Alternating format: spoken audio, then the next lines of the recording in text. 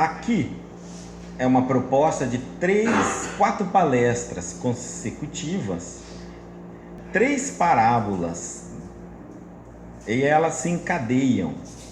E a 4ª palestra vai ser a avaliação e ponto de encontro e análise das 3 juntas. Então, primeiro nós vamos ver a parábola da ovelha perdida. Depois nós vamos ver a parábola da dracma perdida. Depois do filho pródigo. Então são 3 palestras.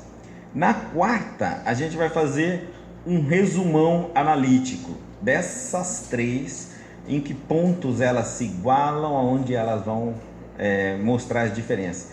Porque para compreendermos, precisamos das 3, senão ficamos pela metade dos ensinamentos.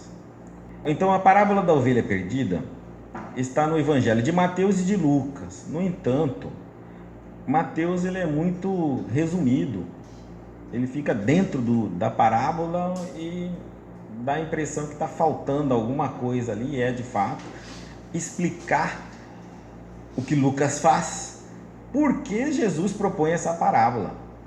Porque Jesus tinha todo um motivo para ensinar. Ele não simplesmente ensinava do nada. Ele esperava a necessidade do povo, ele percebia a necessidade do povo e utilizava os acontecimentos diários da vida daquela época.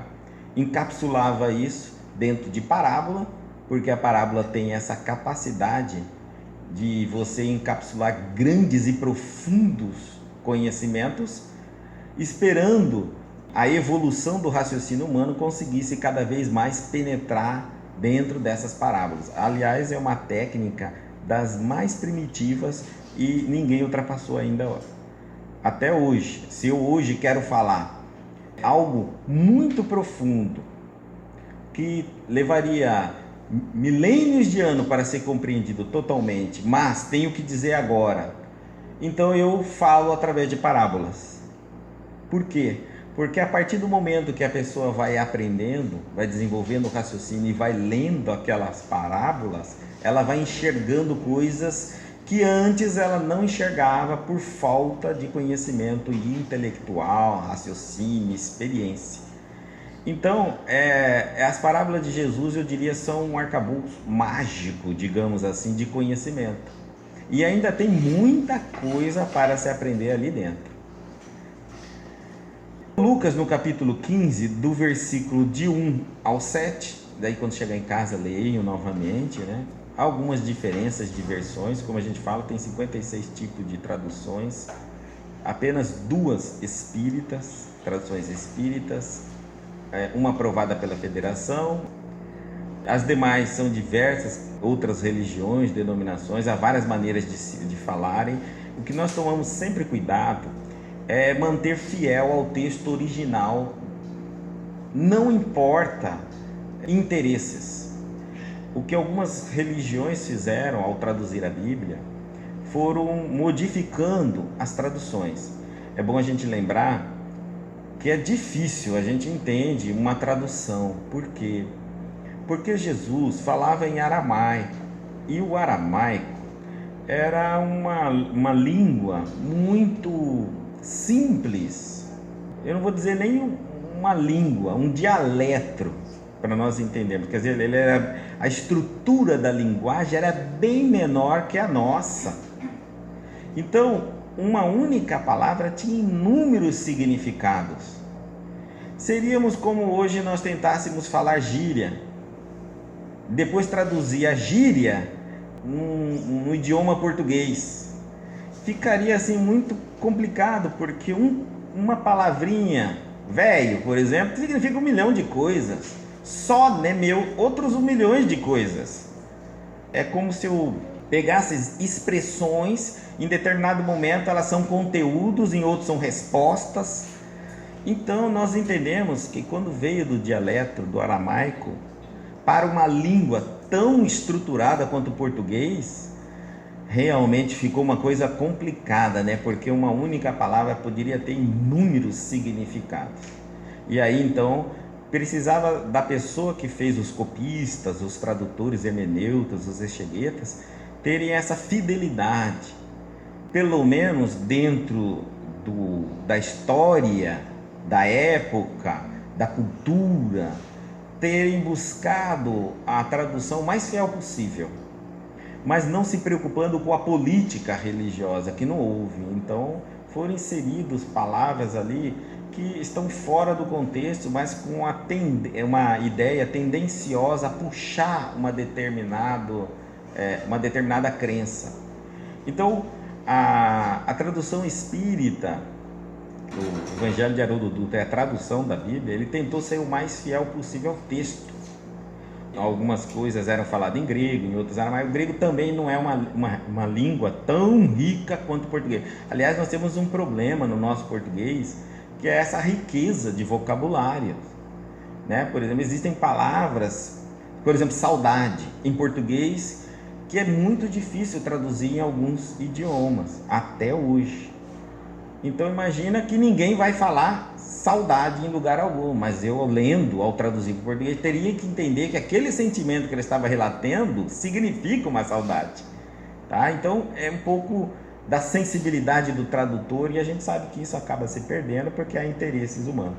Então esse Evangelho de Haroldo Dutra, ele tenta ser mais próximo do original, e aí é onde nós nos baseamos mais quando temos dúvida de determinadas palavras. Então Lucas, no capítulo 15, versículo de 1 a 7, a parábola, eu vou só falar com ela sucintamente, depois a gente já passa detalhando ela para não ficar muito longa a palestra. Ela é aquela parábola em que uma ovelha se perde do rebanho. Haviam 100 ovelhas e uma se perde. E o pastor abandona 99 e vai em busca de uma. Achando, volta muito feliz, conta para todo mundo. Jesus usa, mais uma vez, o recurso da época. Usou o pleonasmo, que a gente o sentido figurado da palavra, que é a ovelha, 100, o número, né? Para mostrar para nós, naquele povo, entendiam, eles criavam ovelhas. Então, o que é que mais eles entendiam? De ovelhas. Era mais fácil conversar com eles. Nós depois evoluímos muito. Eu acho que hoje fica um pouco difícil um jovem na nossa época, longe da natureza, fica um pouco difícil para eles lerem a Bíblia, porque quando fala de ovelha, muitos não conhecem, já viram foto em algum momento, mas uma ovelha nunca viram. Não sabem realmente a característica da ovelha, se ela é um animal bravo, né, selvagem. Então fica um pouco complicado. Por isso que quando nós também vamos ler a Bíblia, cabe-nos ler um pouquinho da história da época, voltar lá atrás, refletir um pouquinho do costume do povo, qual era o costume da fala, né, do comportamento, da crença, a ignorância que eles tinham, o conhecimento que tinham também. Isso enriquece bastante a leitura do Evangelho, tá? Porque jamais poderíamos Jesus ter colocado aqui a comparação com um avião, por exemplo. Naquela época não existia. Ele utilizou o que ele tinha. Mas assim mesmo dá de a gente hoje trabalhar bastante em cima. Fazendo uma análise com a ideia de encontrar o significado dessas palavras e trazer esse significado para a nossa vida, no nosso dia a dia, no hoje, no amanhã, no ontem. Porque senão eu acabo lendo a Bíblia como a história de um homem que há 2000 anos veio na Terra e deixou um monte de ensinamentos que nós não sabemos nem para que serve. Muitas pessoas diziam assim: eu creio, eu sou cristão, mas você já leu a Bíblia? Não, nunca li. Então como você sabe que você é cristão? Eu sou médico. Você já estudou para medicina? Não, então como você é médico? Ninguém se atreve a dizer que é de uma profissão sem que tenha estudado nela. Mas é uma coisa interessante, mas religião não é profissão. Pois é, religião não tem valor, né? Água na cabeça é suficiente. Um sinal da cruz na sua testa está pronto. É muito triste a gente ver a nossa pobreza de entendimentos, a nossa relação com a religião, a coisa mais séria da nossa vida, e não tem valor. Tudo tem mais valor que a religião.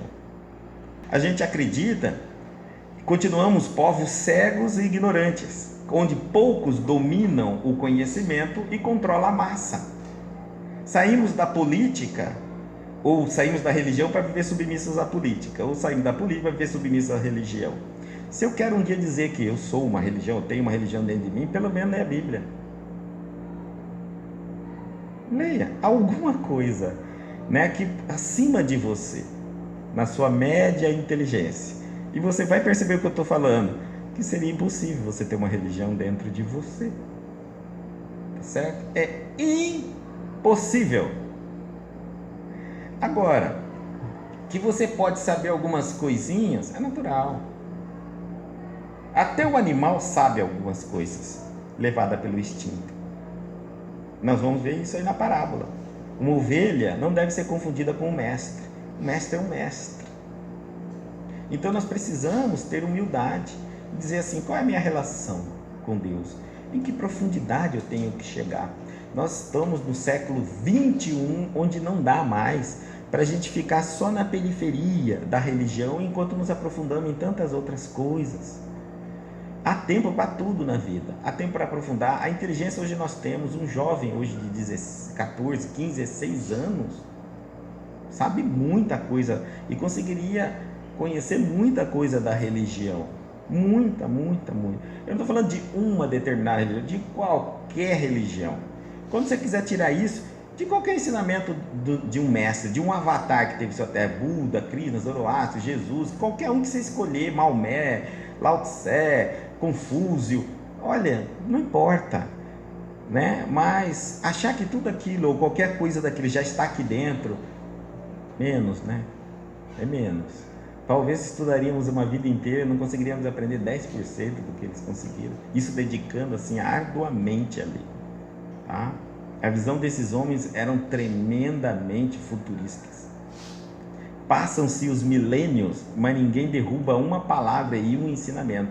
E nós estamos no século 21, de onde a tecnologia está avançando, já era para derrubado tudo e cada vez estamos abraçando mais por uma necessidade o conhecimento que eles nos deixaram há milênios e milênios de anos atrás, onde não havia nem celular.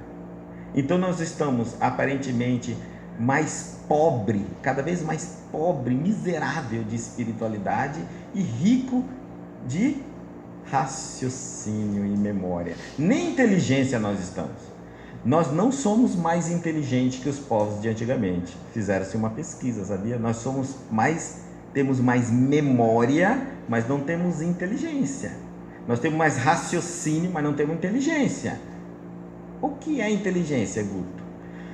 Nós somos hoje um povo intelectualizado, mas não somos um povo inteligente. O intelectualizado é aquele que vive do conhecimento alheio dos outros. A quantidade de livros tudo que você sabe, você aprendeu com algum homem na Terra. Memorizou alguma fórmula, algumas frases, alguma coisa aí. E acha que não sabe tudo. Dá menos do que aquele que escreveu. Então, você não é inteligente? Como não? Eu memorizei isso, agora qual é a diferença então? A inteligência é que você é um HD de células. E quando alguém pergunta algo, você acessa e diz, e o autor, a data e a hora. Mas não se esqueça, o computador faz melhor que você. Muito melhor. Então você já está ultrapassado. Mas então qual é a inteligência? E o que é a inteligência? A inteligência é o que você faz com isso que você sabe. E aqui um exemplo muito simples para nós. Um pneumatologista formado está atendendo uma pessoa e pede licença para acender um cigarro e fumar. Ele tem inteligência? Zero. A inteligência desse cidadão é zero. Ele não sabe o significado que ele aprende. Não sabe nada do que ele aprendeu, mas memorizou tudo no banco da faculdade. Sabe falar sobre tudo. Cirurgia salva a vida. Mas não consegue entender que aquilo que ele aprendeu serve para quê na vida dele. Isso é um ato de falta de inteligência. Compreenderam a diferença? Às vezes você vê uma pessoa que nunca estudou numa faculdade, não sabe mal e mal, ela sabe escrever, mas sabe ler. E alguns avisos para aquela pessoa é suficiente para ela ter aprendido o que muitos no doutorado de uma universidade não fazem. Então nós estamos cada vez mais e mais cultos, porque a cultura vem de um ato da nossa intelectualidade, mas estamos muito longe de ser inteligência, porque a inteligência vem do Espírito. A inteligência te une a Deus em um nível profundo, porque a inteligência tem uma interação com a sabedoria. Olha uma coisa bem interessante aqui. A inteligência tem uma interação com a sabedoria, e a cultura você só se intera com as novidades. Deu para perceber? Quando é que eu vou medir a minha inteligência? Quais são os problemas na sua vida que você vem enfrentando por mais de 30 dias? Pensa aí. Por que passou 30 dias e você não conseguiu resolver? Será que não é inteligência? Porque eu garanto que muitas das coisas você já sabe como fazer, mas eu não consigo fazer. É aí que está. Criatividade. A inteligência é atrelada à criatividade. Nós somos um povo levado como um rebanho, somos ovelhas, sendo guiado em determinadas direções. Pensamos que raciocinamos, só raciocinamos dentro daquilo que nos permitem raciocinar. Divulgam um texto, uma frase e um conteúdo. Você memoriza aquilo e já pensa que sabe tudo, porque é a última coisa que divulgaram. Quem? Os que controlam tudo. E diferente disso, você nem usa pensar, nem imagina como vai ser, porque precisa de inteligência. A inteligência está, gente, e não é seguir pessoas, e nem seguir os grandes nomes que teve na história. Nós não vamos seguir Jesus, nós não vamos seguir Buda, nós não vamos seguir, porque quem segue imita, quem imita continuamos como macacos. Nós temos que observar qual é a direção que esses grandes homens vão, entender o porquê eles estão indo naquela direção, o que os leva a adotar aquela direção e fazer a nossa escolha. Aí está a grande diferença. Milênio de ano estamos seguindo Jesus, seguindo mesmo, por isso que nós não sabemos nada sobre ele, mas a gente não para de olhar para o chão para não perder as pegadas de Jesus.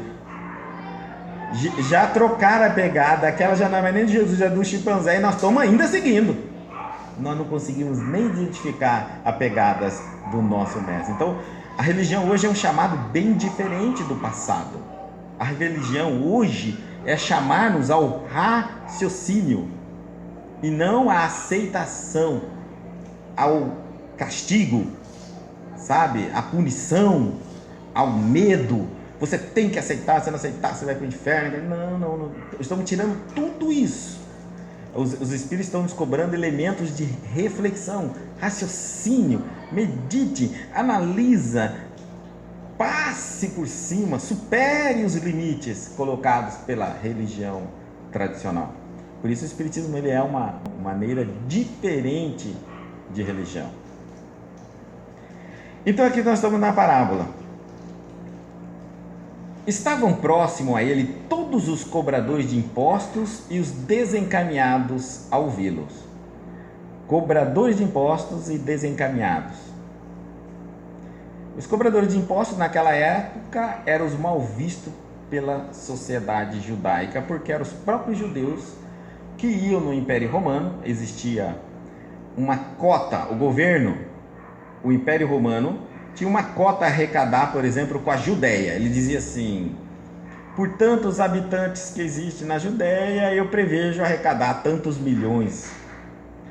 Eu não vou me preocupar com isso, eu não vou bater na casa dos judeus, isso daria uma indisposição. Então, os judeus ricos, poderosos financeiramente, se apresentam: eu vou vender em partes aquilo que eu preciso arrecadar. Vocês me pagam à vista, judeus, meu bolso está aqui, garantido, e vão cobrar dos judeus a dívida até dar sua cota.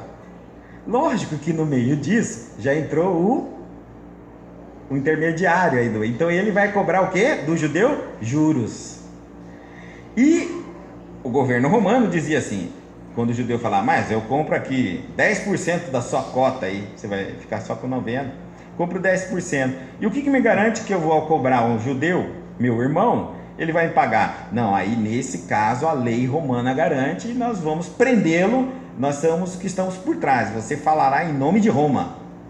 Ah, bom, então tá feito, não tem como não me pagar, se não quer pagar a gente leva galinha, boi, tudo que tiver dele, casa, todo, enfim, eles tinham garantia do império, né, policial, jurídica e a autoridade de Roma para cobrar. Então eles colocavam juros, alguns faziam juros exorbitantes. E é onde os judeus, seus irmãos, falavam, puxa, você é do meu sangue, é igual a nós, e vem nos explorar, né? Mas sempre foi assim em toda a história. Se você queria um capitão do mato para caçar negro, o que você fazia? Contratava um negro. E ele ia ser o mais cruel de todos. Mais cruel de todos. Sabia o mecanismo aonde estava e odiava a própria raça. Sempre foi assim. E eles eram mal vistos, mas eles ganhavam bem, eram pessoas de muita riqueza. Hoje os cobradores de impostos é a Receita Federal, né? Hoje o sonho de cada um era passar num concurso e estar lá na Receita Federal, ganhar aquele rio de dinheiro. Hoje é status. Naquela época era mal visto, né? Era o explorador do povo. E fora eles, pior do que eles, eram os desencaminhados. Então, Jesus estava com a pior classe da época, rodeado da pior classe da época. Agora vocês imaginam, né? Jesus andando rodeado de maus homens. E os fariseus e escribas murmuravam. Os fariseus era a religião predominante da época, como o catolicismo é no Brasil hoje, e os escribas eram aqueles que, parte deles eram copistas, tradutores da Bíblia, e prestavam assessoria aos fariseus, eram doutores muito estudados dos textos do Halachá, do Torá, e eles então, quando tinha algum problema a ser discutido muito grave, eles davam essa assessoria, ficava do lado ali dos sumos sacerdotes, dos outros sacerdotes, dos 10 outros sacerdotes, e aí eles ficavam ali, olha, na lei é assim, toda vez que eles precisavam de alguma coisa, como é que está na lei esse negócio? Na lei é assim, assim, assim, cada um ficava com uma parte do texto aberto para fazer os julgamentos deles conforme a lei. Então, os escribas murmuravam, dizendo, este recebe os desencaminhados e come com eles. Andar com eles já era pavor, comer então, porque os fariseus acreditavam, e os saduceus também, né? Acreditavam que só de você tocar numa pessoa pagã ou imunda, você já cometeu o pecado, já estava contaminado do pecado. Agora imagina comer da comida com eles na mesa, para eles é o fim da picada. Jesus mais uma vez quebrando os mandamentos da lei. Há uma coisa no Cristo que ele mostrou muito para nós. Se existia uma cultura na época, um mandamento na lei humana, que não ferisse os ensinamentos, o mandamento de Deus, ele cumpria normalmente.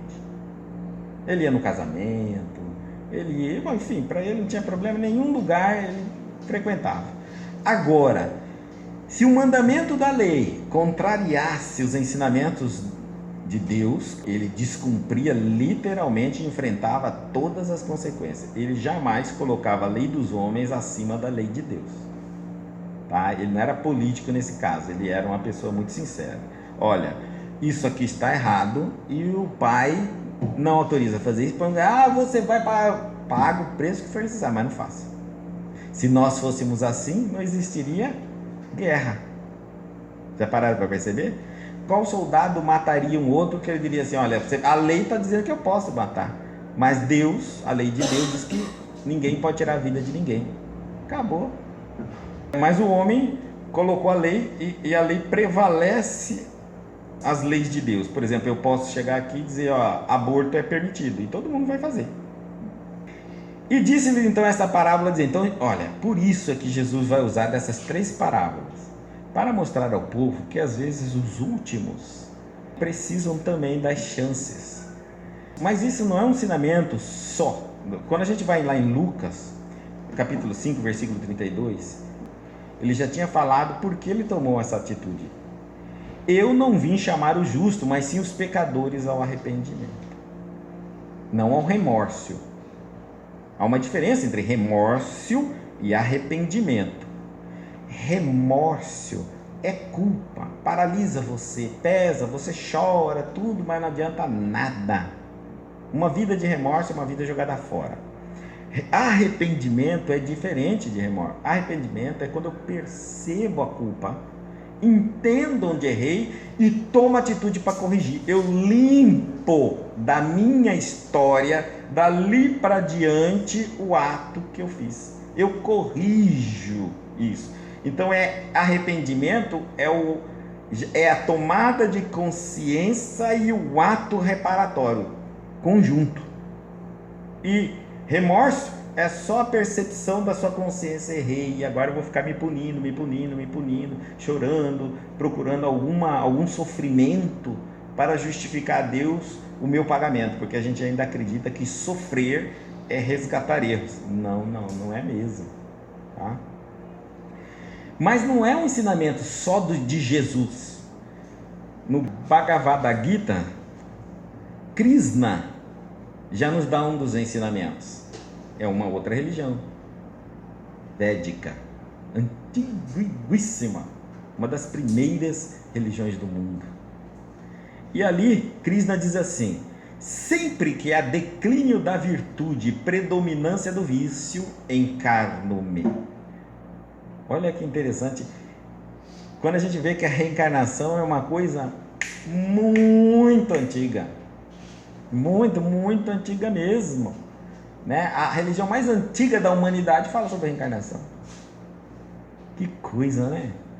E é interessante quando a gente estuda o Bhagavad Gita, que é o livro, muitos ensinamentos, mas muitos deles é o livro dos Espíritos. É como se nós lêssemos Sócrates, Platão, é o livro dos Espíritos. Isso que legitima uma teoria, que coloca uma teoria dentro do campo da verdade. Porque se uma coisa é dita apenas por um grupo de pessoas, é a opinião daquele grupo. Mas quando algo é dito parecido, muito próximo, falando a mesma coisa, em diversos grupos, até que nem se conheceram e em épocas diferentes da humanidade, isso significa que é verdade.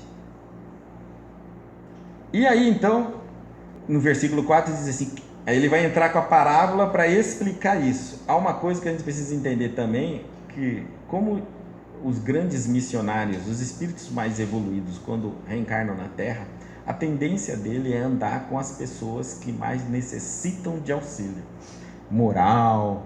E a gente acredita assim, não, que uma pessoa, um espírito iluminado vai vir nascer numa família perfeita, que não tem problema, andar num bairro perfeito, numa sociedade perfeita e viver aqui como se ele vivesse, digamos assim, entre aspas, no céu. De maneira nenhuma. Ele não deixaria o conforto da espiritualidade, entre aspas, dele, os direitos da espiritualidade dele, não é nem conforto, porque quanto mais evoluído você é, mais você trabalha. Ele não deixaria lá para vir aqui desfrutar e consumir os recursos naturais do planeta, ainda sacrificando os que mais precisam.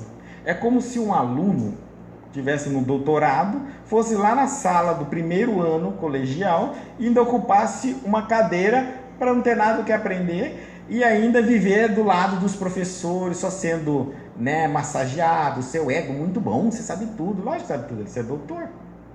Então não teria sentido um espírito reencarnar evoluído. Ele veio aqui, realmente ele vai ficar onde? Ao lado daqueles que precisam aprender, crescer, desenvolver, dos mais revoltados, dos mais perturbados, dos mais problemáticos, e nós não entendemos isso. Falamos assim, mas se aquela pessoa fosse boa, não estaria andando com aquelas pessoas, né? Aquele grupo de pessoas. Não, aquelas pessoas que você está dizendo é de má índole, pessoas horríveis, pessoas más no seu julgamento, então é ali mesmo que ele tem que ficar. Para que tem médico? Por que o médico veio na Terra? O médico veio na Terra para ficar no lugar onde tem doença? Ele veio na Terra para ficar no lugar onde tem doença, para ele curar as doenças. Não é isso? Então também o espírito evoluído vem para isso. Mas então qual é a diferença de eu dizer, diga-me com quem anda e eu te direi quem és? Porque esse é um ditado popular. Você está andando com pessoas de má índole, de mau comportamento. Como é que eu não vou saber? Como é que eu vou saber que isso aí vem da sua evolução ou vem do seu mesmo semelhante, se estão aí se agrupando no sentido de andar assim? É muito simples. Rapidamente você percebe. Basta analisar que aquela pessoa no meio daquele grupo não adota os mesmos padrões de comportamento. Ele anda com os que bebem, mas ele não bebe. Ele anda com os que drogam, mas ele não droga. Ele anda com os que falam palavra, mas ele não fala. Ele anda com os que roubam, mas ele não rouba. Ele está ali no meio daquelas pessoas para dizer que ele pode viver a vida de maneira completamente diferente da que aqueles que estão à sua volta vivem, sem sofrer nenhum prejuízo à felicidade, à paz, à harmonia e ao equilíbrio interior. Enquanto que os que estão à volta dele estão ali acreditando que somente fazendo aqueles padrões de comportamento pode ser feliz.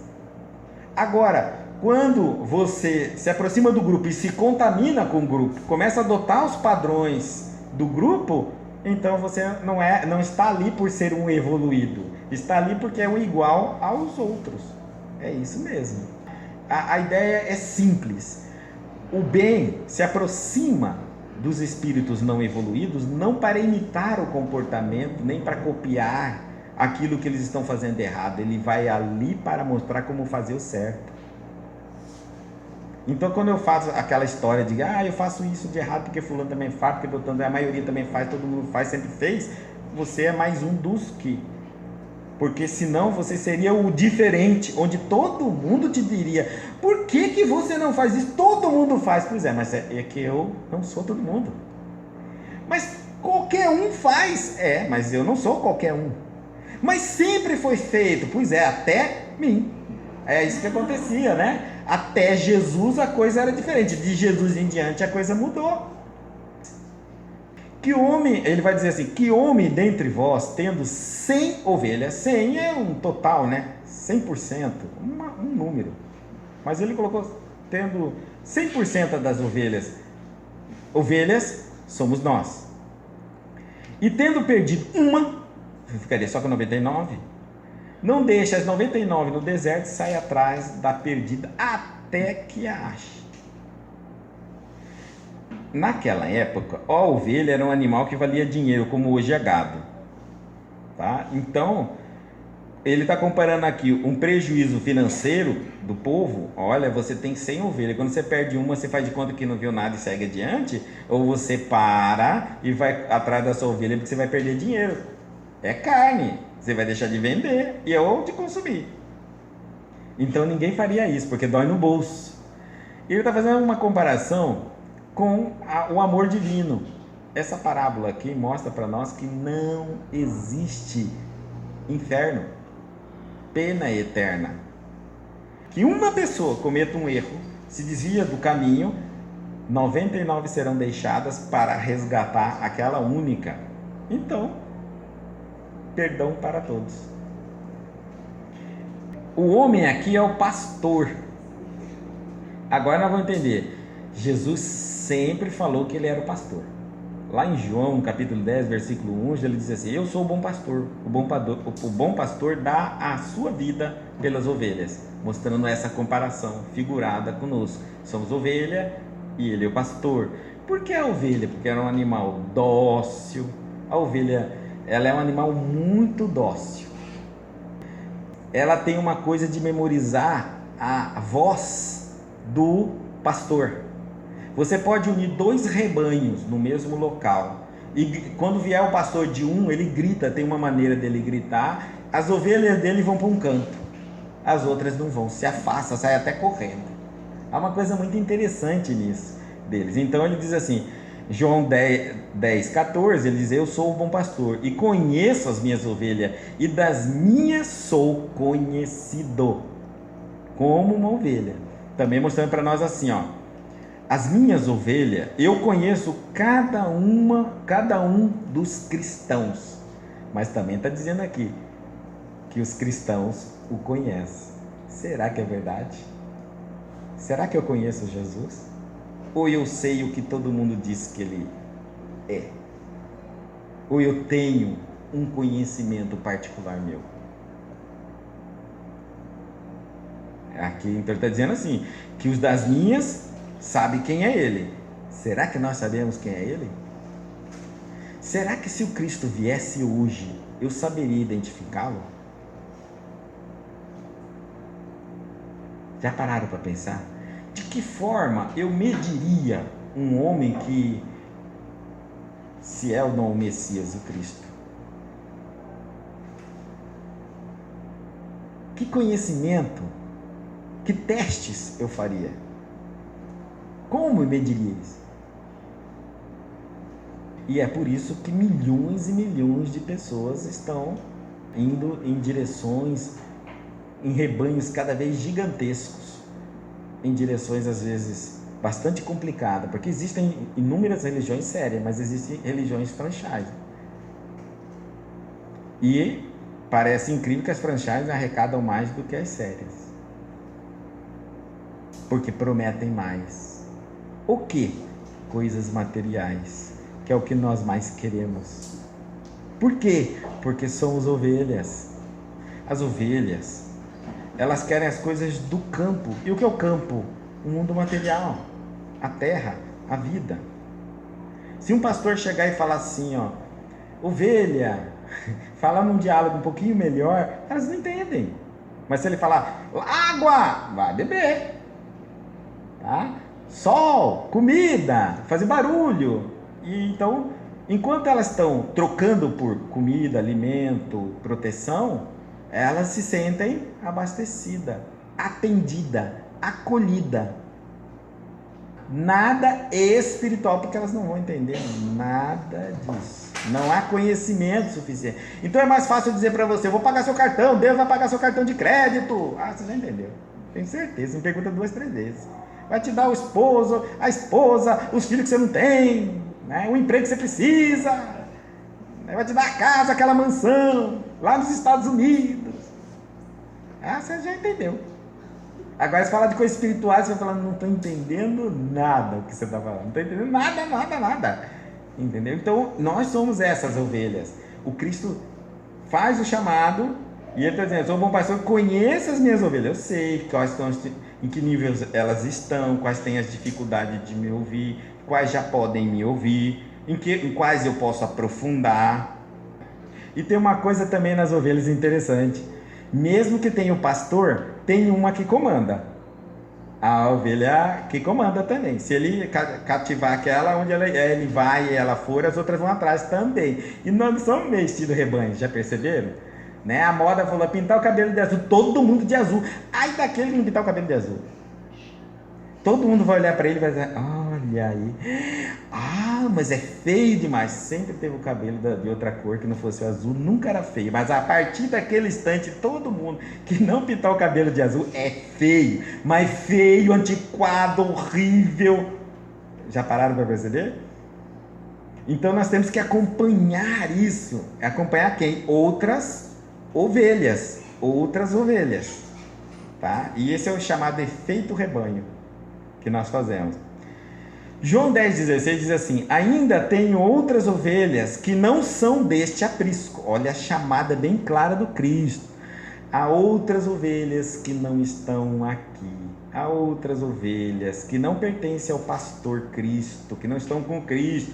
São as ovelhas de outros avatares, ele está falando.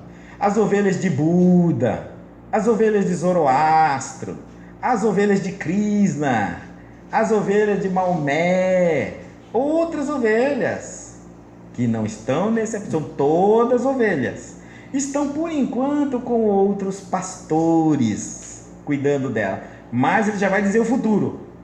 Também me convém agregar estas.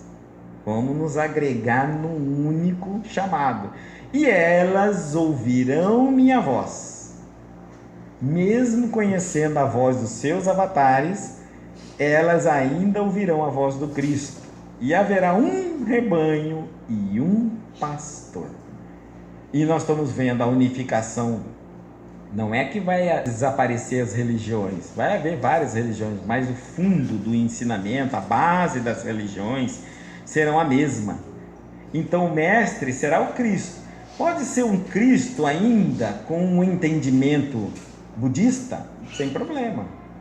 Até Divaldo Franco fala que Buda vai reencarnar, Maomé vai reencarnar. Por quê? Porque assim como os budistas, as religiões védicas, elas ficaram muito na espiritualidade, na meditação, focada para si, para dentro de si, na meditação, esqueceram a caridade. E as outras religiões, por exemplo, o espírita, né, que ele falou, que ficou na caridade, só fazendo para os outros, mas não fazendo para si, agora inverte o papel.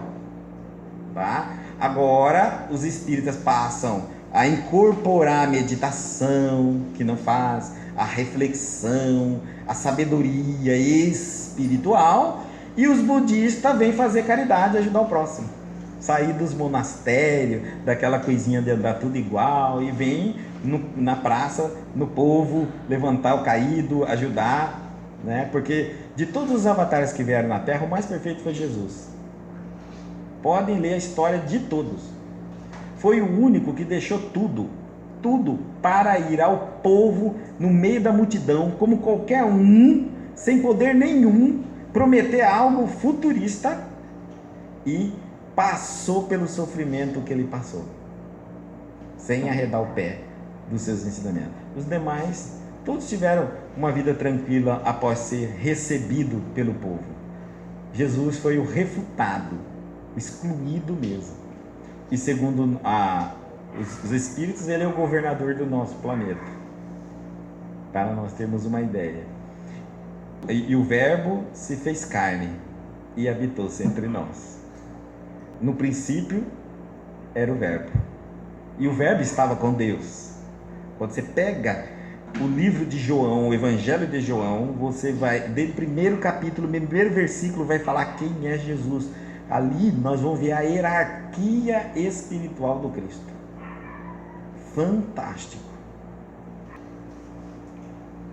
E aqui então ele vai, e achando, a superpõe sobre os seus ombros, alegre, e vindo a casa, convoca os amigos, vizinhos, dizendo-lhes: alegrai-vos comigo, porque achei a minha ovelha perdida.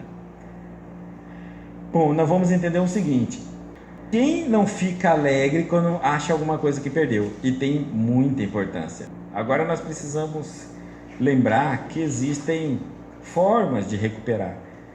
Entender que Jesus colocou a ovelha no ombro não é entender que Jesus obrigou a ovelha a segui-lo. Tá certo? Há uma diferença. Por que uma ovelha se dispersa do rebanho? Por que uma ovelha se perde? Porque de algum momento ela parou de olhar a líder e de ouvir a voz do pastor. Em algum momento se distraiu com a paisagem, algo lhe interessou, o instinto foi mais aguçado, ela foi atrás. Qualquer animal é assim, né? Então, por que nós nos distraímos? Nós somos a ovelha. Por que nós nos distraímos? Sabemos que o pastor é o Cristo, que nos deixou ensinamentos. Em que momento nós nos distraímos? No momento em que, de alguma forma, eu me distraio com as coisas do campo. Mas que campo, Guto? Do mundo. Com as ilusões do mundo. E são inúmeras ilusões. Algumas ativam o nosso instinto.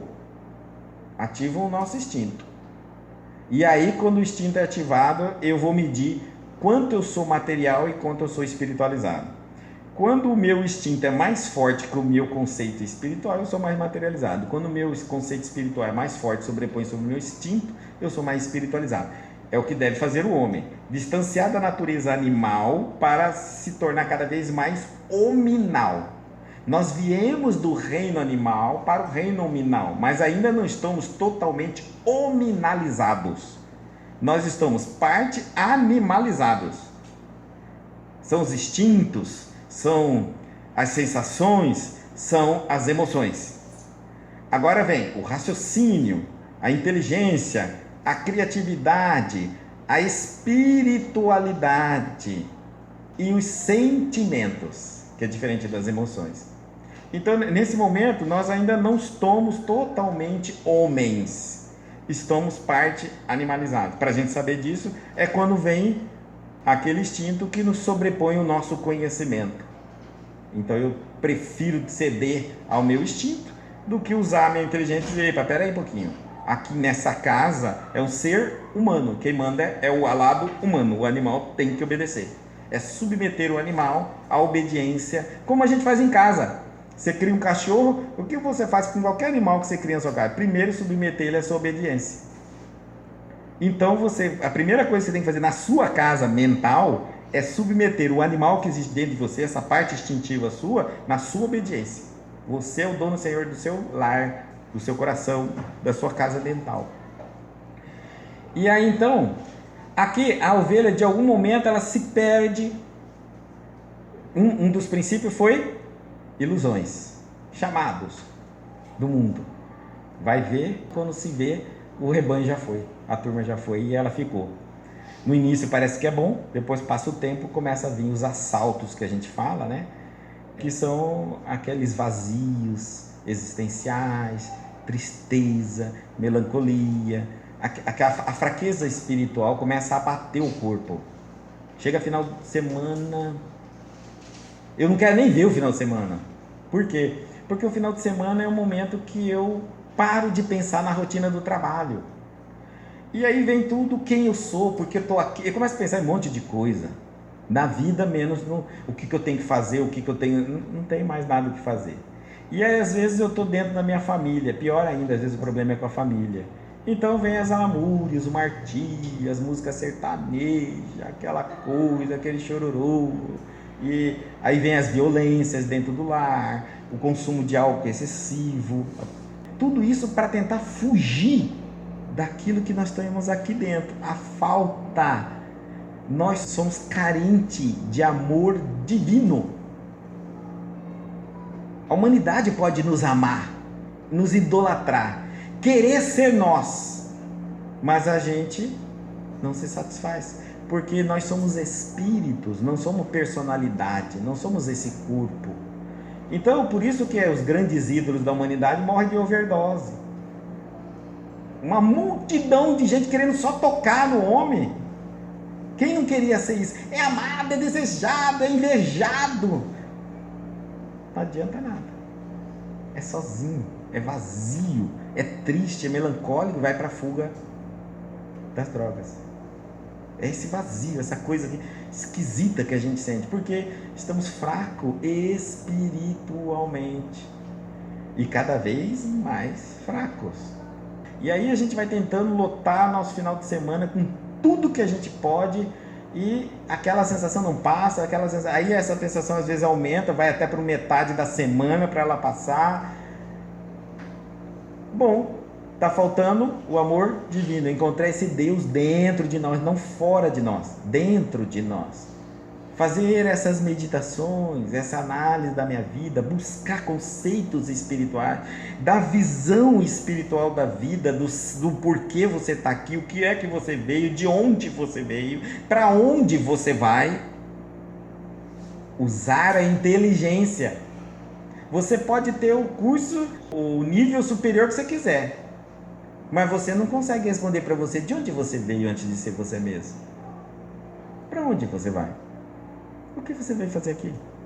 Porque desde o dia que você nasceu, você tem uma certeza, você vai morrer. Dia sim, dia não. Você vai morrer. Então para que você nasceu? Para morrer? Vai passar a vida inteira lutando para viver e vai morrer. Que vida vazia, não? Parece que é sem sentido, parece um paradoxismo.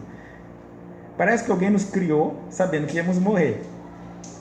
E a gente vive se matando para não morrer. Mas não tem jeito, porque quem nos criou disse que a gente vai morrer. E ninguém ficou para semente e nós vamos morrer. Então parece que não tem sentido. Ser feliz para quê? Ser bom para quê? Ser mal para quê? E por que eu preciso da religião? Você já viu isso algum professor de alguma faculdade responder?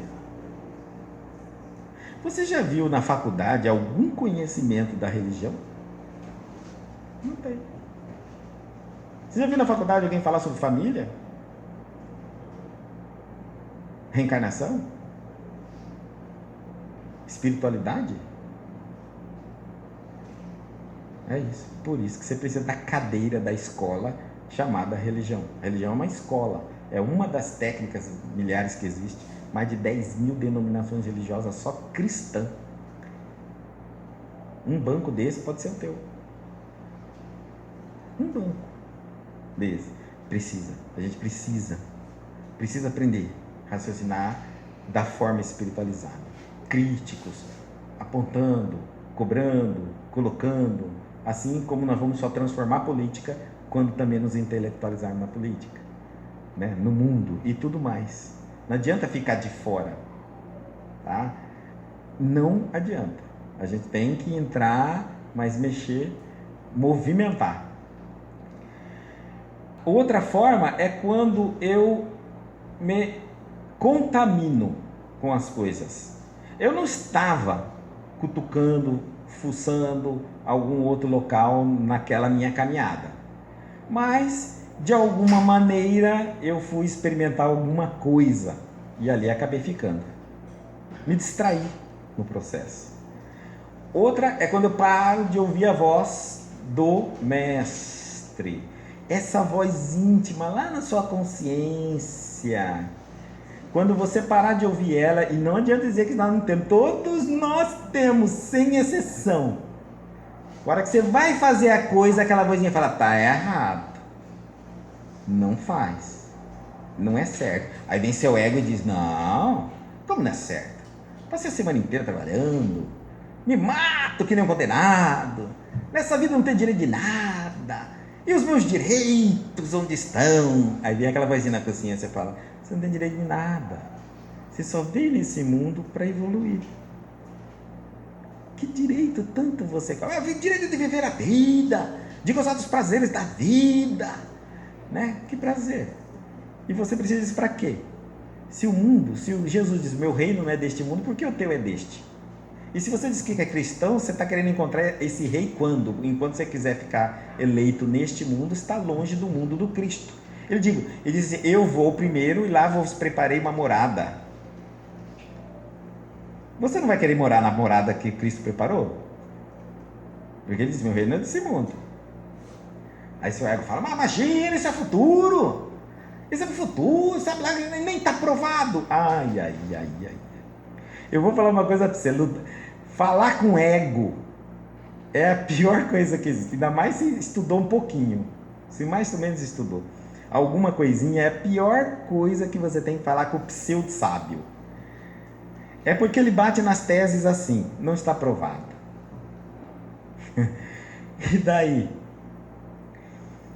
Antes de nós descobrirmos o mundo microscópio, as bactérias e os vírus, nada era provado.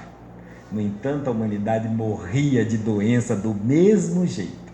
Antes de descobrir que a Terra era redonda, a Terra sempre foi redonda. A minha pergunta para quando alguém faz uma crítica, isso não está provado?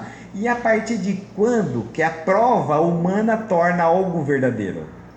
Parece até que realmente Deus, para criar algo no universo, pergunta ao pobre ser humano, você já está satisfeito? Ah, então eu posso criar? Pode. Ele cria. Se não está provado algo ainda, é porque a nossa ignorância é tão grande que não conseguimos comprovar. Mas isso não muda a legitimidade da verdade. Está aí a ciência provando inúmeras descobertas que nós jamais imaginávamos. Jamais imaginávamos. Dá para entender isso? A glândula hipófise, dita por Chico Xavier em 1947, foi ridicularizada pela ciência médica por mais de 40, 50 anos seguidos. Hoje é tese de mestrado na universidade, descobriram a bendita da glândula hipófise, fizeram cortes nela, ela existe. Como nós somos muito ignorantes. É por isso que eu falo, nós precisamos vestir a humildade. Sabe o que é sabedoria? Sabedoria é quando você sabe o que você não sabe, o quanto você não sabe. Isso é inteligência. É você olhar para esse universo e dizer, mas como eu não sei nada. Isso é ato de inteligência. Ato de ego é, não, você cara, já sei decor. Porque é uma das grandes ilusões criada pelo nosso ego. É você pensar que o pouco que você sabe é tudo. Por incrível que pareça, até o que nós achamos que é verdade hoje, não é verdade. Não é verdade ainda. É o que podemos entender. Acho bonito a ciência, porque a ciência, ela nos propõe exatamente isso. Quando Osborn propôs-nos o modelo atômico, os elétrons circulando em torno do núcleo, e o núcleo era carga neutra e positiva, olha que bonitinho. Nunca foi assim. Nunca foi assim. Até hoje a gente estuda isso na escola. É um gráfico. E como é? Não sabemos até hoje. Mas sabemos como compõe. Sabemos como compõe. Não sabemos a constituição do elétron. Tudo que nós sabemos são teorias de suposições. A física quântica está mostrando isso para nós. Supomos, acreditamos, a hipótese. O homem não sabe nada, ele manipula. Você sabia que a eletrônica nasceu da incerteza, mas a eletrônica só existe por uma equação matemática? Usamos milhares de equipamentos eletrônicos, mas se perguntar para um engenheiro eletrônico, ele não sabe. Até porque você vai colocando dentro da equação matemática as suposições. E isso vai funcionando. Diodo, resistor, transistor, LED, display, circuito integrado, tudo que você imaginar nas composições nós não sabemos. Quando nós estudarmos um pouquinho ciência, vamos perceber que realmente a gente só precisa acreditar naquilo que consegue manipular. Olha, eu só sei que fazendo isso, com isso dá isso. Pronto, acabou. Acabou. E quantas vezes eu fizer vai dar? Vai. Eu posso acreditar? Posso acreditar. Mas não se esqueça, só na Terra, no sistema terráqueo. Mudando a gravidade em 0,1, pode ser que tudo que você sabe de matemática, em termos de física, foi para o beleléu. O magnetismo não sabemos explicar. A gravidade nós sabemos que existe, não sabemos como. Tem tantas coisas que você não sabe explicar e nem por isso deixa de ser verdade, gente. Então é isso. Aqui nós vamos perceber que eu posso me contaminar, esquecer a voz de longe, por deixar apenas o meu ego falar, a minha personalidade. Em um determinado momento eu acordo, eu converso com um amigo, porque agora é moda. Tem os céticos e tem os ateus. Agora é moda, né? Um jovem chega e fala: pai, mãe, eu sou ateu. Olha, mas é coisa bonita, gente, porque tudo é moda, tudo tem que ser diferente. Então ele é ateu. Ele não sabe nem o que significa ateu. Não sabe, mas ele quer ser ateu. O que é ateu? Não acreditar em Deus. Então você não acredita no Deus que o homem criou? Meu Deus do céu. Não estou conseguindo compreender nem o Deus que o homem cria, quanto mais o Deus que cria o homem. A primeira pergunta do Livro dos Espíritos foi Kardec: que é Deus? Ninguém conseguiu essa resposta. E os Espíritos deram: a causa primária de todas as coisas, 6 por meia dúzia. Não é verdade? 6 por meia dúzia. O que é a causa primária de todas as coisas? Naquela época, como até há pouco tempo atrás, o homem não admitia sair de um único ponto, milhares de coisas. Tudo tinha que ter milhares de matrizes para proporcionar. E é incrível, né? Quando a gente vai estudar o lobo, quando a gente vai estudar o urso branco, por que tem urso branco e por que tem urso marrom, preto? Como é que pode? Dá a impressão que tem uma espécie de urso, de uma espécie, não é isso? Não dá a impressão? Quando a gente vai lá atrás, o cachorro, meu Deus, a gente vai estudar o cachorro lá no lobo. E aí quando a ciência, a física quântica descobriu que todos os elementos da nossa tabela periódica vêm de um único princípio, e que basta a corda, teoria das cordas, vibrar oxigênio. De outra forma, hidrogênio. Aí nós calamos. Está no Livro dos Espíritos, século XIX. Bem claro que todos os elementos, ele diz assim, que vós considerais como puro, não são elementos. Olha que fantástico. Então, gente, não se leve pelo raciocínio simples das coisas. Aprofunde mesmo. Quanto mais você estudar, mais perceberá que não sabe nada. E que é muita coisa. Isso te dá um banho de humildade, de pequenez. Porque saber que não sabe é um ato de sabedoria. Cada vez mais. E aí ele pega essa ovelha, então ela distraiu, ou deixou de ouvir a voz. Outra é por abandonar o rebanho.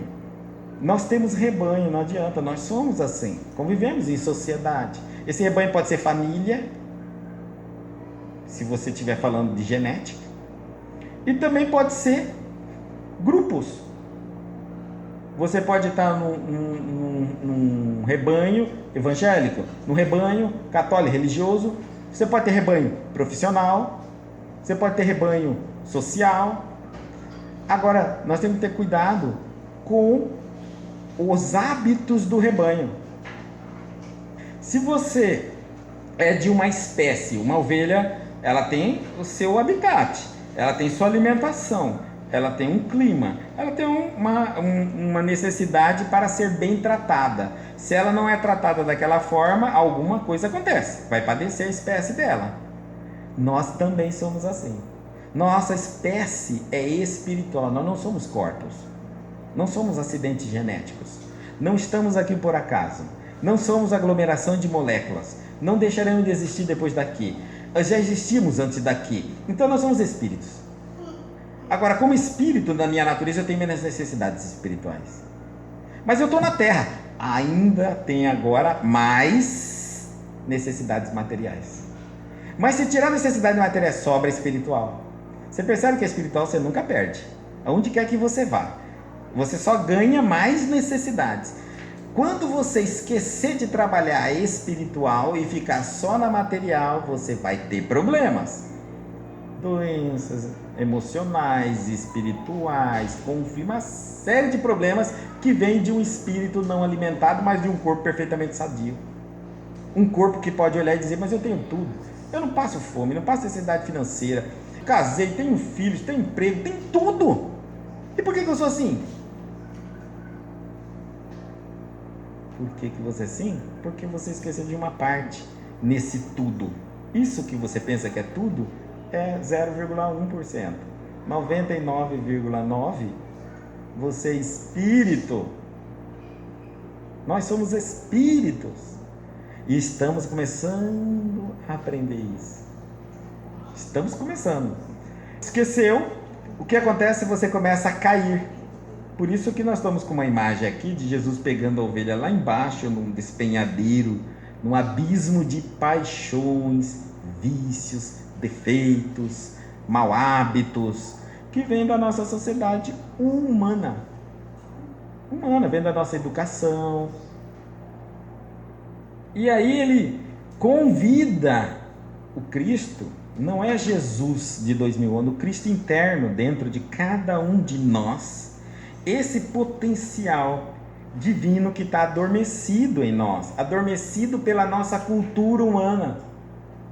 Porque a partir do momento que eu me satisfaço com a inteligência de outras pessoas, eu não busco a inteligência suprema. E aí o que acontece? Eu me contento e fico preso nesse universozinho tão pequeno. Eu faço aqui um desafio para vocês.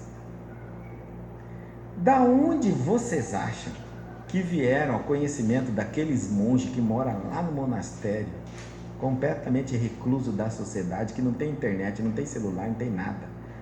E os homens, a hora que fala, cada palavra dele é um curso de sabedoria incrível. Sabe de onde veio? Da fonte espiritual da meditação, que a meditação alcança. Sabe, sabedoria vem do espírito, cultura vem da terra. O homem está sempre enganado e vive mudando suas descobertas, suas teorias.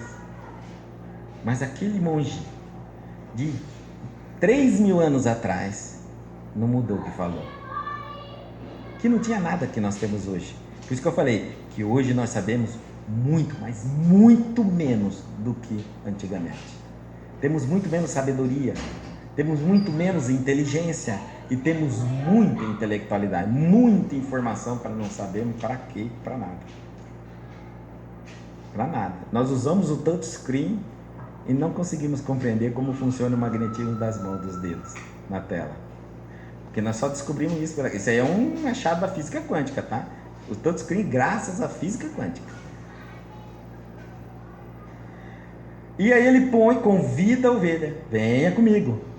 É mais um chamado. Ô meu filho, você não é isso que você está pensando que é. Quanto mais coisa você pendurar no seu ego, na sua personalidade, mais pesado você fica. Vamos supor que o céu seja para cima. Para voar você tem que estar leve. Desprende dessas coisas de título, de glória, do orgulho, da vaidade, do ego, da fama, do poder, da riqueza. Fica leve, porque o chamado, vamos dizer assim, é para cima. Para baixo diz que é o inferno. Então quanto mais pesado você está, mais para o inferno você vai. Uma comparação, tá? E aí, porque ele põe, a ovelha aceita vir, porque como ela tinha deixado de ouvir a voz, mas não é fácil, porque quando a gente pensa que sabe tudo, Reinaldo sempre fala assim, Guto, é mais fácil resgatar uma pessoa que não sabe nada, que chega assim, está pronto para ouvir e aprender, do que uma pessoa que pensa que já sabe tudo, porque você tem que primeiro trabalhar o ego dela, e o ego dela está defendendo ela na tese dela com 1 milhão de teorias secundárias que não vai fazer ela mexer uma vírgula daquilo que ela está fazendo. Nem Jesus muda você, estou te falando, não muda, gente. Se Jesus tivesse poder de nos mudar, tinha levado todos nós para o céu. Por que vocês não estão no céu? Porque ele não conseguiu mudar o ego de vocês, nosso ego. Até hoje ele não conseguiu mudar. E é fácil? Você pensa que é fácil? Então tá bom, ele entra aí na porta agora. Vem Jesus andando aqui, olha para cada um, os olhos de cada um de nós. Vamos para o céu. Lá não tem futebol. Vai? Metade não levanta. Sem futebol. Outros vão ser mais audaciados. Por que não tem futebol? Por acaso tem preconceito contra o esporte? Por acaso que isso, que aquilo, que aquelas defesas que nós temos da nossa tese, né? Da nossa pequenez. Dia disso, dia daquilo, direito disso, direito daquilo, entendendo direitos. Aí, não tem futebol. Não tem carnaval. Ih, sem carnaval, você não é brasileiro. É por isso você não é brasileiro. E por final de tudo, não tem cerveja, não tem bebida alcoólica. Ah, para, agora o que vai ter lá final de semana? Ah, o que não vamos comer manjar o dia inteiro? Aqueles anjinhos tocando. E não tem forró, música sertaneja, boquinha na garrafa, aqueles trenzinhos, não tem nada aqui lá. Aí acabou, gente. Você vai dizer, não dá, Jesus, não dá. Meu ego, olha, o meu, o que eu quero, o que eu necessito não é o que você quer me convencer. Então, pensa que é fácil resgatar a ovelha? Não é fácil não resgatar uma ovelha. A gente quer um céu que aceita a gente como é, não um céu que nós temos que nos tornar compatível com o céu. Nós não queremos esse esforço. Nós já achamos que está pronto, estou só esperando Jesus. Acho que Jesus voltará, eu estou aqui, onde que ele vai chegar? Porque eu quero perder a salvação. Vai vir de escovador, de avião, que forma aí, os anjos vêm trocando trombeta. A hora que eu escutar essa trombeta, já pego o avião e já vou. Eu estou na fila, mas para mudar nenhuma vírgula. Aqui ele vai dizer assim, digo, então não é fácil resgatar a ovelha. Então por isso que ele vai chamar a ovelha. Essa ovelha que está no ombro dele não é na amarra não, ele foi lá, pegou, amarrou a ovelha e botou no ombro. Então às vezes ele chama. Mas a pessoa diz, não, ainda quero ficar aqui. Tá bom as coisas aqui, mas você está no final do barranco, você vai cair lá embaixo. Na fotografia mostra até um gavião vindo assim, né, para pegar ele como presa, né? Que são as aves do céu negativos, são os espíritos inferiores, a obsessão, aquelas coisas todas. Então é o significado disso. Cada coisa, um dia a gente vai falar sobre as figuras. Então, a queda no precipício humano, nos instintos, na animalidade, tudo aquilo que pela voz da consciência chamando, eu não quis ouvir. Mas se eu quiser ouvir, só falar assim, só de eu pensar, se eu conseguir driblar meu ego e falar, pode ser que o que eu penso pode estar errado. Se você um dia pensou nisso, você conseguiu morder a pontinha da humildade, você conseguiu pensar agora que você pode ser falível. Só de pensar nisso, o ego falou, pronto, agora você segura minha mão e puxa você. Aí você fala, enquanto eu vou tentar criar uma teoria para combater essa voz da minha consciência, o seu Cristo já botou você no ombro dele e está andando. A hora que ele chegar, você não vai conseguir combater a mesma teoria, chegou lá, você já aceitou tudo. Certo? Mas pelo menos você permitiu, gente, tem que haver permissão. Tem que haver permissão. Tá certo? Para sair disso. Digo-vos que assim haverá alegria no céu por um pecador que se arrepende mais do que por 99 justos que não necessitam de arrependimento. Não necessitar de arrependimento é porque não tem o que se arrepender. Não é de 99 que não se arrependeram. Eu já ouvi essa frase aí, não, isso aí não tem nada a ver. Então você tem que se arrepender. Mas que não necessita porque já fizeram o arrependimento, já corrigiram. Então são 99 ovelhas que sabem se cuidar. Ele vai deixar as 99 que sabem se cuidar. Não há uma necessidade do pastor 24 horas olhando para buscar aquela que não sabe se cuidar, está perdida, coitada, iludida em muitas coisas e vai tentar resgatar. Nós somos nós. Há alguns espíritos que já sabem se cuidar e falar, fica aí. E eu vou buscar aquela perdida. A voz da consciência ainda vai tentar o resgate, mostrando para nós que não. E aqui é a teoria contra a pena do inferno, a pena eterna. Mateus 18,14. Assim não é da vontade de vosso Pai, que estás no céu, que se perca nenhum destes pequeninos. Então, depois desse ensinamento de Jesus, acabou o inferno. Se nenhum vai se perder, como é que está cheio o inferno de almas para toda a eternidade? Na época de Jesus, já tinha muita gente que tinha errado e morrido. Então teria Jesus falado uma bobeira para nós? Ou realmente a pena eterna do inferno não existe? É uma criação humana. Aliás, o diabo, Satanás, é uma criação humana. É uma técnica de amedrontar o povo para eles recolherem dentro da igreja. Como a pena do inferno, para se submeter sem refletir. Como o céu, para que a gente se submeta sem refletir. São teorias, mas que não tem base bíblica. Nenhum. O Jesus é bem claro nas colocações dele. Vamos nós encerrando então essa passagem da parábola. Aí a gente vai ver no próximo encontro a dracma. Depois nós vamos ver o filho pródigo. Depois nós vamos unir as 3 parábolas para fazer os comparativos dela, para a gente entender num golpe só todo o ensinamento contido nessas 3 parábolas. Vamos fazer o nosso encerramento, fechando nossos olhos? Fechando os olhos do corpo e vamos abrindo os olhos da alma.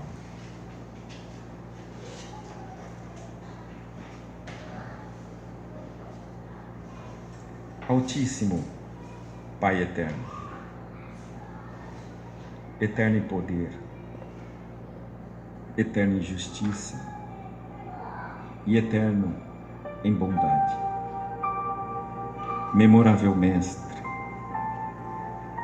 amigo e irmão de todos os instantes de nossas vidas, Jesus.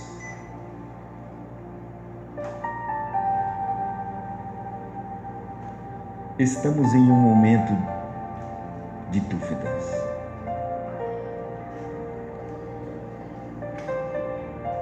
A nossa inteligência se cansou de servir apenas como um acessório de memória. Cansamos de memorizar, de fixar, de decorar. Queremos saber para que serve tanto conhecimento. O que eles mudam em minha vida prática odierna.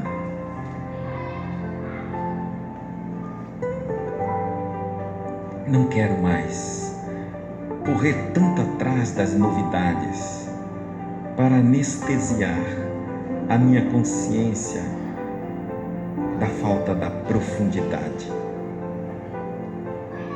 Eu quero ser mais profundo. Eu quero entender mais. Eu quero ouvir da verdade a certeza de que eu não tenho mais capacidade racional para refutá-la. Eu quero duvidar dela até que eu gaste a última tese de meu raciocínio. Eu preciso me convencer a dar o primeiro passo em direção a um mundo que eu não sei qual é. Tenho medo de conhecer coisas que eu não domino e não chegar a conclusão alguma. Mas o momento é esse. Quando Jesus veio ao mundo há 2000 anos atrás, convidou a todos nós a um raciocínio que mais de 2000 anos ainda não concluímos. Foi o maior chamado e o mais ousado em todas as propostas que tivemos. Falar de um reino que nunca ninguém havia encontrado e que até hoje ninguém nos deu notícia dele. Falar de leis que não podiam ser comprovadas, pois não havia ciência suficiente na época. Isso, combatendo todas as injustiças, todos os domínios dos poderios predominantes da época, quebrando as convenções e desestruturando todas as culturas que mantinham prisioneiros os homens naquela época. Ser cristão era uma sentença de morte. Ser cristão era ser diferente.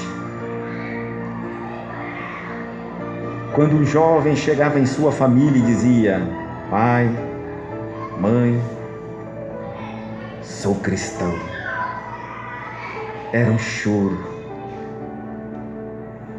A família sabia que seu filho, hora ou outra, seria pego e seria queimado na arena ou devorado pelas feras em espetáculos circenses que hoje nós temos na televisão, as lutas.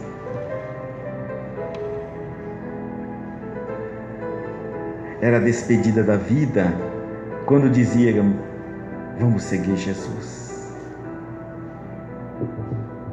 Ser ousado, ser cristão é ter coragem. Coragem de admitir que não chegamos na última página do livro da sabedoria e que, por mais nos doa, não sabemos o suficiente para nem sequer darmos um julgamento, proferir uma sentença. Se há algo que nunca mudou há mais de 2000 anos, foi a imagem impoluta de Jesus. Foi os seus ensinamentos, e que hoje são utilizados como referência na atual física quântica, filosófica. Pai misericordioso, assim como Jesus nos ensinou que nos buscaria nos barrancos, nos precipícios, nos despenhadeiros, resgata-nos, cobra-nos a inteligência, a criatividade, o uso dos dons benéficos que nossa alma, nosso espírito é dotado. Fortaleça para vencermos a barreira do nosso ego, de nossa personalidade, e voltarmos à pátria espiritual, à natureza espiritual que nós somos. Perdoa-nos, porque no momento em que nos perdemos no campo, ainda era a luz do sol. Podíamos ver, correr, brincar, fugir, nos esconder. Mas a noite caiu, e é nos momentos das noites que sentimos falta do pastor, do guia, da luz. É no momento das tempestades, é no momento da escuridão, da tristeza, da ignorância, da perturbação, do sofrimento e da dor, é que sentimos tua falta, Jesus. Mas não um Cristo criado pelos homens, mas um Cristo interno de consciência, de vibração na tônica do Pai Criador. Um Cristo da nossa mais real natureza. Obrigado, Pai, pelas infinitas possibilidades nos concedidas no meio desses caminhos chamados reencarnações. Pelas quantidades de vezes que o Cristo interno nosso teve que nos chamar a atenção e dizer: chega de distrações, temos que continuar caminhando. O mundo é maravilhoso, é fantástico, há muitas cores e sons, tantas formas, mas são só ilusões de aglomerações atômicas. Somos energia, somos viajante do tempo e do universo. Não temos planeta, somos de tudo e em tudo. O Pai está em nós, mas também está fora de nós. Somos a essência do que há mais de perfeito em todo o universo. Por mais que a nossa inteligência não consiga enquadrar ou comportar o que chamamos de universo. Somos mais do que experiências e emoções. Somos vidas individualizadas, com experiências adquiridas por toda a nossa existência. Somos imortais, superando os desgastes químicos e atômicos. A indumentária física fica como uma vestimenta que deixamos o velho homem para irmos gradativamente galgando planetas e planos, onde nem mais dessa cruz física que apodrece constantemente carregaremos. Onde não carregaremos mais as dores que nos limita egóica e o sofrimento que nos chicoteiam nos vendavais da vida.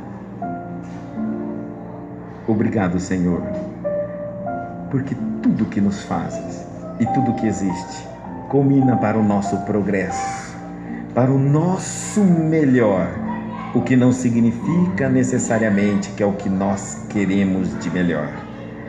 Obrigado, Senhor, por saber de antemão do que necessitamos e dessa forma nos sentimos amparados, com coragem de um cristão. Muito obrigado pelo ontem, pelo hoje e pelo amanhã.